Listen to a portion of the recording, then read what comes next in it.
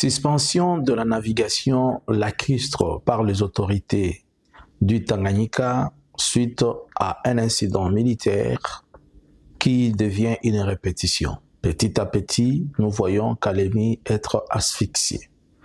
À ce stade, nous pouvons dire que 50% de Kalemi est déjà militairement acquise. Bonjour, bonsoir. Nous vous saluons de partout où vous êtes en train de nous suivre. Nous, c'est Analysons Congo.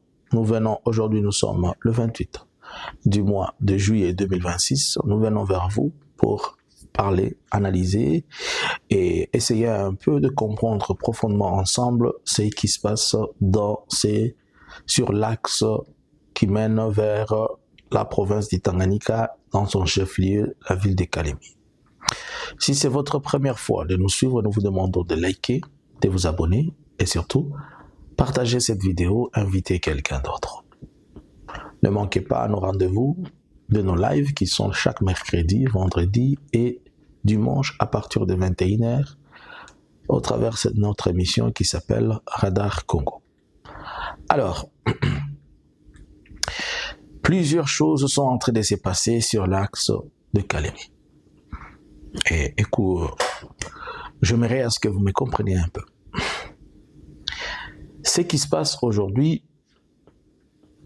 ce qui s'est passé hier, répond à une réalité militaire et sécuritaire que nous tous, on ne s'attendait pas et on ne voyait pas venir.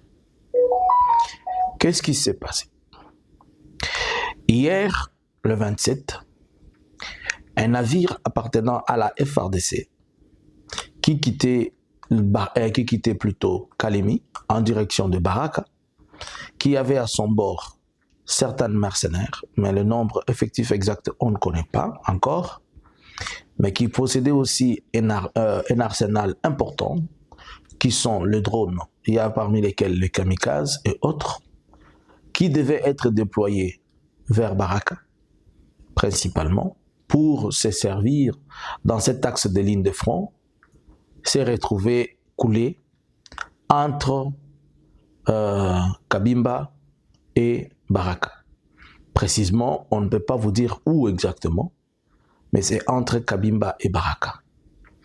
Kabimba, c'est là où, pour les gens qui connaissent, il y a une cimenterie qu'on appelait, jadis on appelait ça ciment lac à l'époque.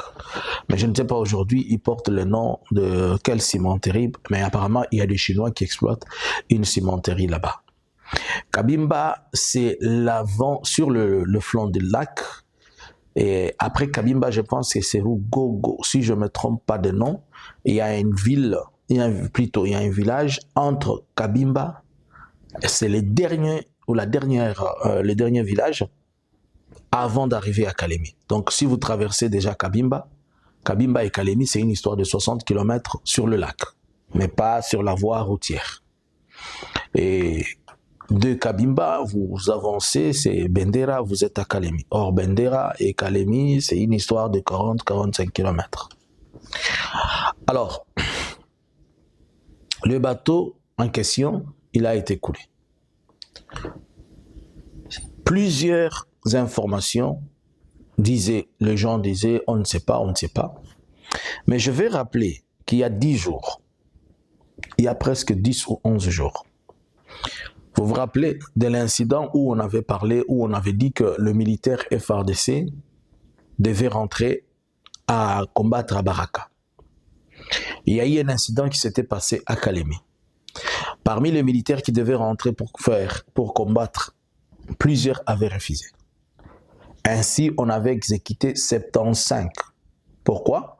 Les 75 qui ont été exécutés sur ordre de Kinshasa, c'est puisque ces derniers ne voulaient pas rentrer et ils voulaient créer une mutinerie. Et comme on ne pouvait pas le maîtriser et ils étaient porteurs d'armes, c'est comme ça qu'on avait demandé de le tuer. Ils ont été exécutés sommairement. Ça reste une histoire de crimes de guerre qui se poursuit, qui devra avoir des enquêtes profondes plus tard.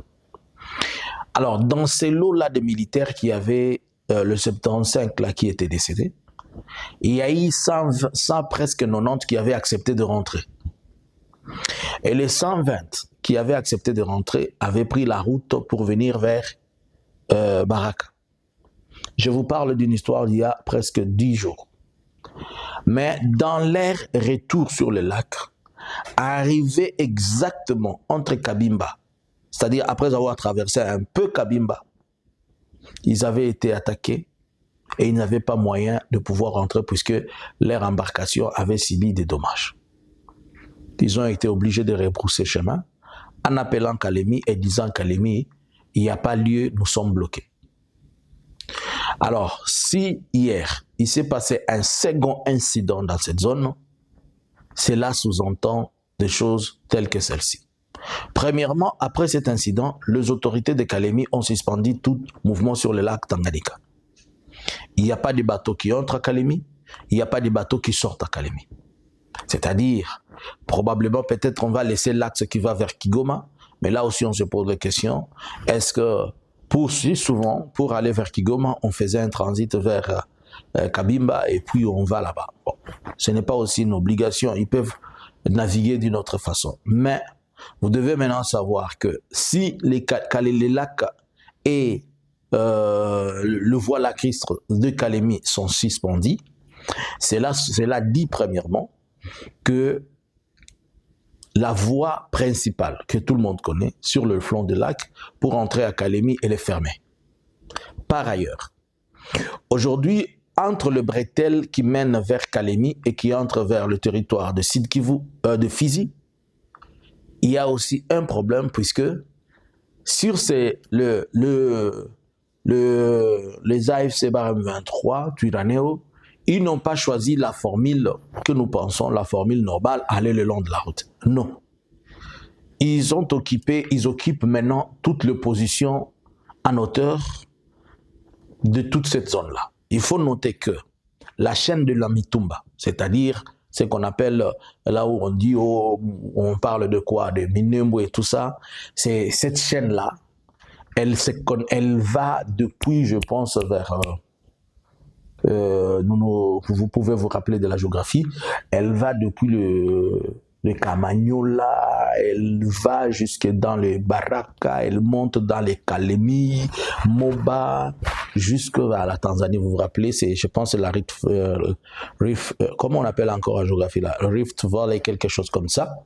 Cette chaîne de montagnes là, la Mitumba, elle a une interconnexion avec le Tanganyika, avec aussi Moba, et même elle va jusqu'en Zambie. Alors c'est comme ça que cela donne un avantage militaire à ceux qui ont pris des positions. Donc, à ce stade où je suis en train de vous parler aujourd'hui, Kalemi est asphyxié militairement, et je vous l'ai dit, à 50%, Kalemi a un problème. Je comprends que la stratégie où nous on s'attendait, peut-être ils vont prendre Lucenda, ils vont prendre Baraka. Non. Maintenant, ils ont laissé que toutes les villes se fassent céder à cause de positions militaires qu'ils occupent. Si déjà les gens ne peuvent pas aller à Kalemi, puisque les montagnes sont occupées, les positions en hauteur sont occupées, Kalemi ne peut plus non plus envoyer des ravitaillements. Donc on a coupé Baraka des ravitaillements. Si on se décide seulement de descendre sur Baraka, Baraka n'aura plus de renfort. Quel est le sort réservé aux militaires qui sont là-bas? Quel est le sort? Selon un commandant, selon des officiers FARDC, ils disent au niveau de Kabimba, ils savent que l'ennemi est au-dessus de leur tête, sur des montagnes. Ils savent déjà que l'AFC Barem 23 est sur les montagnes de Kabimba. Ils savent qu'ils ont occupé plusieurs sommets aux collines dans la chaîne de la Mitumba qui les amène jusqu'à la porte de Kalemi. Ainsi donc, avec cette prise de position, c'est pourquoi je vous ai dit que Kalemi est asphyxié à 50%. Par ailleurs, pour entrer à Kalemi, il n'y a pas seulement la voie qui donne sur le lac. C'est la voie principale. Tout le monde sait qu'on vient en bateau, mais les militaires ne vont pas faire ça. Il y a des routes qui viennent vers l'entrée de Nyunzu. Si vous pouvez faire votre tour, vous pouvez faire l'entrée comme si vous allez vers Moba, vous descendez, comme je l'avais dit, dans les cas de vers 4 coins, mais il y a un problème avec la géographie et la position de, si je peux dire, de position de la ville de Kalemi, puisque Kalemi est presque divisée en deux. Vous vous rappelez, il y a une partie, il y a la rivière Lukuga qui divise Kalemi. Il y a une partie qui est de la, si on va appeler rive droite et rive gauche. Cependant, l'arsenal militaire ou bien l'importance de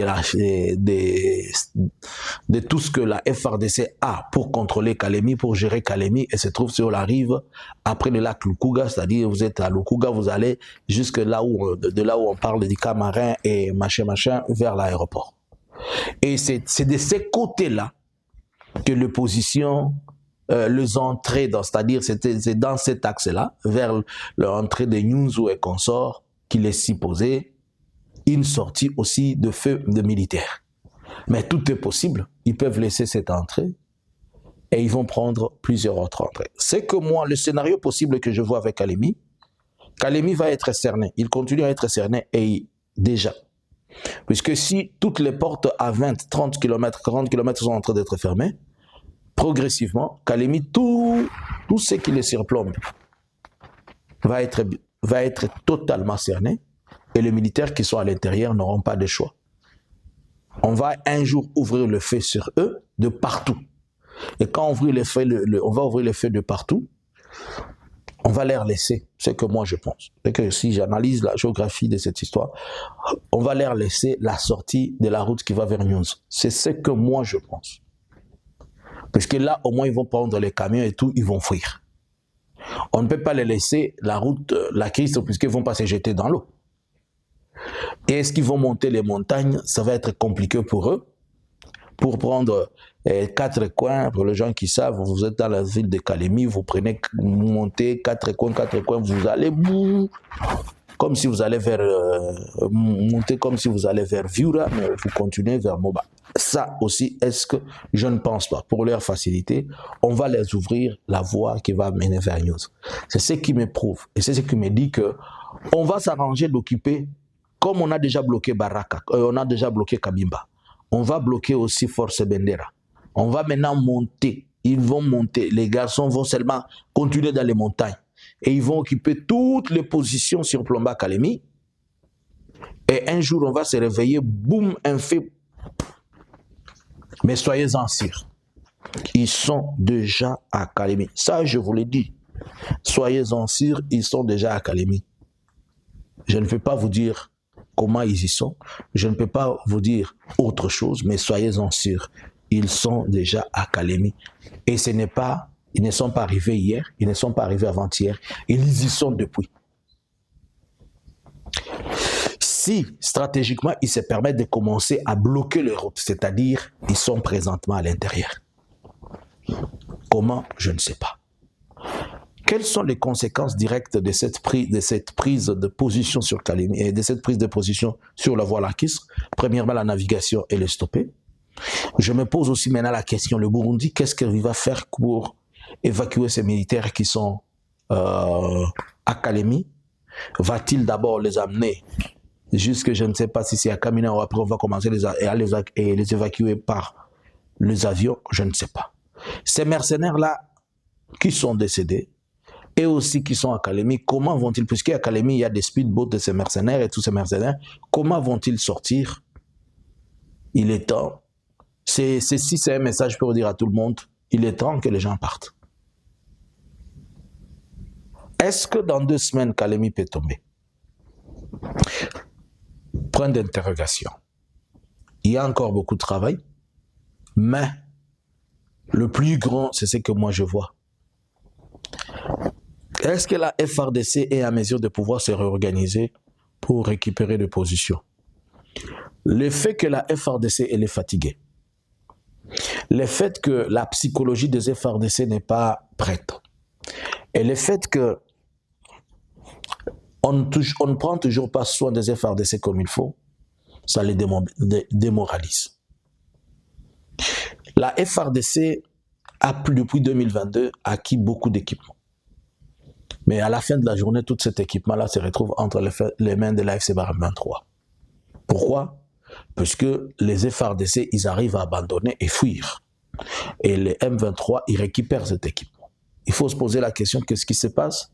C'est juste une question d'organisation, de structuration et d'ordre dans l'armée.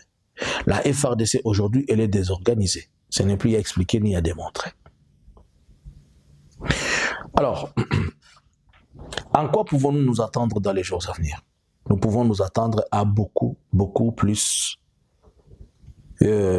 de pression sur Kalemi. Donc, hakuna mwenye atatosha mikeke anaileta Uvira, wala mwenye atatosha chakula Uvira anakuya. C'est pour les commerçants de Kalemi ne vont plus aller au Bujumbura pour le moment, et les commerçants d'Uvira ne vont plus aller à Kalemi. Certaines personnes étaient en train d'invoquer et on disait non, c'est le vent. Non. Je vous avais dit qu'à Kalemi, sur le lac Tanganyika, il y a un vent qui passe durant la période du mois de juillet. C'est une grande tornade là, mais elle est déjà, ce n'est pas à cette période-ci. Elle est souvent entre le début du mois jusqu'à vers les 15, les 18, c'est fini. Mais pour le moment, le lac est calme, sinon ce navire-là ne devait pas s'engager. On attend voir ce qui est en train de se passer et comprendre, mais soyez-en sûrs que beaucoup de gens sont affectés. Notamment, le Burundi est affecté, Uvira est aussi affecté dans tout ça. Il y a une marche de protestation, si je peux la dire aujourd'hui, à Uvira, plutôt à Goma, il est prévu que la population sorte pour revendiquer, demander à ce qu'on puisse les ouvrir le banque et l'aéroport, et qu'on autorise l'aéroport. On dit que c'est une marche organisée par la société civile, mais on attend savoir ce qui va se passer et comment les choses vont être. Alors, quant à vous, que pensez-vous? Je continue à dire aux gens de Kalemi, le jour où vous allez attendre le feu, si vous mutasikia ya moto mukalemi, musikimbie. Bandu ya Kalemi, musikimbie yake. Basi badanganya, asibanakia hivi na hivi, musikimbie. Unayua mpike vita, mukikimbia mtajiuisha. Kunaweza kuwa boga wala nini, mais niko nabelezea kweli. Kugisi mimi niko naona hivi tu hivi. Kugisi niko naona hivi. Bali biyana habiko natembea mbalabala, biko natembea milima. Or FARDC ko chini bobiko yulo. Ake mtashtuka tu mnalamuka asubuhi mwana anasema basha tukamata. Sasa ukianza kimbia utenda juu yako bora. Na kule kuko na kimbia nje tena kutakutana kesho. Tusikimbie nchi yetu na tutafute gisi hivi tutapata dawa. Si Kalemi tombe, vous allez voir comment Félix va avoir la folie. Il va accepter des choses qu'il ne peut pas accepter. Si Kalemi tombe, Félix va faire semblant de tout. Mais on sait que ce seront de larmes de crocodile. Et comme il ne comprend pas, son langage le plus sûr, c'est celui-là. Kalemi must follow. C'est impératif, Kalemi doit tomber. Et je vous dis, il sera presque possible que Baraka ne tombe pas, mais que ce soit Kalemi qui tombe. Puisque Baraka, militairement, il est déjà tombé. Militairement, Baraka n'existe plus. Militairement. Comment? Quand vous ne savez plus vous ravitailler, lorsque vous ne savez plus faire un repli, et vous êtes où? Ils ne savent même plus prendre un bateau, entrer dans les lacs pour fuir au Burundi.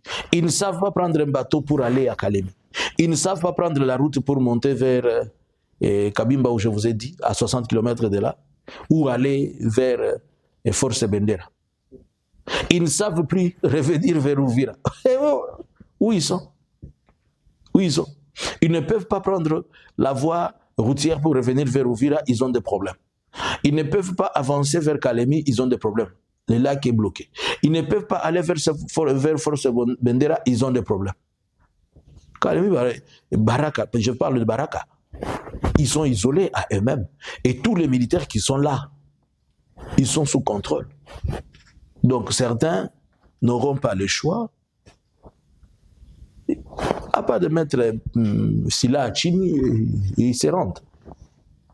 Bien que les militaires ne sont pas avec eux là-bas, à l'interne, mais ce que je vous montre comme position militaire, toutes leurs positions là, ils sont totalement cernés. Et c'est comme ça que Kalemi aussi, on continue à les cerner. Donc je vous le dis, Kalemi risquera de céder. Pas, et Baraka n'a pas cédé, puisque Baraka lui-même va se libérer. C'est ce que je pense. Que pensez-vous? À vous les claviers. C'est Analysons Congo. Bonjour, bonsoir. Analysons Congo subscribers.